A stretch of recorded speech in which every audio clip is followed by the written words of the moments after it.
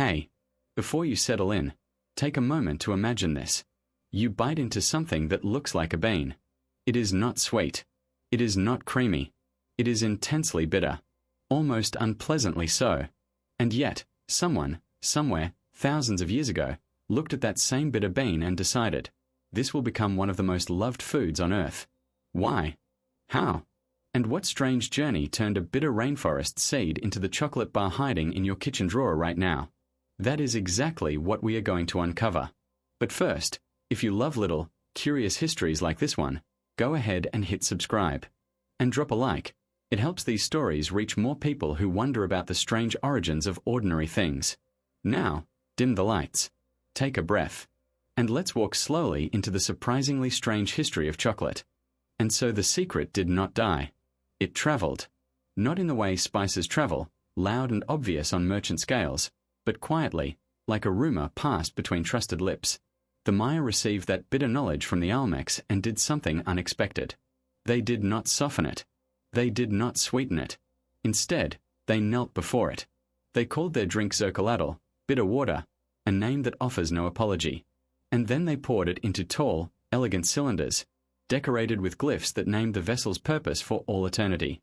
This was not a morning pick-me-up. This was worship. Imagine standing at the edge of a Maya ceremony. The air is thick with incense. A noble raises a cup, dark liquid sloshing against its rim. He does not gulp. He does not smile. He drinks slowly, deliberately, as if swallowing something that burns and blesses at the same time. The cacao is mixed with chili, with vanilla, with flowers and ground maize. It is bitter, yes, but also complex. A taste that rewards patience. And then comes the foam. Thick, frothy, poured from height in a slow cascade that feels almost indecent to watch. In that moment, foam is not texture. Foam is status. A flat drink is an embarrassment. A foamy drink whispers wealth, skill, and intimacy with the gods. Because the Maya believed cacao was divine. It appears in their creation myths, a gift from the gods after humans were formed from maize. It appears in marriage ceremonies, binding couples with something bitter and binding. And it appears in tombs. Archaeologists have scraped the insides of ancient burial vessels and found cacao residue, still clinging after 1,000 years. Someone was buried with chocolate. Someone believed they would wake in the underworld and want for nothing. There is something achingly human about that. Not the grand temples or the carved monuments, but the small, desperate hope that a bitter drink might comfort you even in death. You begin to understand why the Maya guarded their cacao trees, why they planted them in shaded orchards beneath the canopy, hidden like lovers. Because chocolate was never just food. It was a secret language between the living and the dead, between those who ruled and those who served. And when you drank it, you were not consuming. You were communing. The Maya knew that bitterness does not push you away. It pulls you closer, asking you to lean in, to try again, to discover what hides beneath the sharpness. And what hides beneath is power. Power that would soon flow north, into the hands of an empire that did not grow cacao but conquered it. The Aztecs were watching, and they were hungry. The secret did not remain hidden in the rainforest for long. From the Olmecs, it passed to the Maya, and with the Maya, the bitter bean became something stranger. It became sacred. You can almost feel the shift if you close your eyes and imagine a Maya city at dusk. The pyramids rise above the jungle canopy, their limestone steps still warm from the day sun. Inside a quiet chamber, a priest pours a dark liquid from one vessel to another, lifting it high so the stream catches the firelight. He is not making a drink. He is performing. The foam that gathers on top is not accidental. It is the entire point. Thick, frothy, almost obscene in its richness. To serve chocolate without foam would be like offering a prayer without faith. Unthinkable. The Maya called it xocolātl, bitter water, a name that tells you everything and nothing. Because bitterness, to them, was not a flaw. It was a proof. Proof that this drink came from somewhere beyond the ordinary. They mixed it with chili peppers, with vanilla, with honey when they could find it, and with the ground kernels of maize. But they never hid the bitterness completely. That would be dishonest. Instead, they let it sit on the tongue, sharp and demanding, while the foam softened the blow. Drinking it was an act of endurance. And endurance, the Maya knew, was its own kind of pleasure. What makes this chapter so unsettlingly intimate is how the Maya treated Cacao in death. Archaeologists have opened tombs, expecting to find jade and obsidian. And they have. But they have also found something softer. Vessels stained with ancient chocolate residue, placed carefully beside the dead. Imagine loving something so much that you ask to take it with you into the dark. Not gold. Not power. A drink. Bitter, earthy, and utterly human. The Maya believed cacao was a gift from the gods, given to them after the creation of the first people from maize. But gifts can be refused. Chocolate was not refused. It was clutched close, carried into burial chambers, and left there like a whispered promise. So the Maya drank. They poured. They foamed. They buried. And through all of it, chocolate became something more than a crop. It became a language between the living and the dead, between the priest and the divine, between two people sharing a single cup in the flickering dark. You can almost taste the tension in that exchange. The way a sip of bitter chocolate can feel like a confession. But the Maya would not keep this secret forever. To the north, an empire was rising. An empire that could not grow cacao but would learn to covet it with a hunger that bordered on obsession. The Aztecs were coming. And when they arrived, chocolate would stop being a prayer. It would become money. The Aztecs were coming, and they brought with them a hunger that the Maya had never needed. Because the Aztecs, for all their power, could not grow cacao. Their capital, Tenochtitlan, sat high in the cool mountain valleys of central Mexico, far from the humid lowlands where cacao trees whispered and sweated. The land refused to cooperate.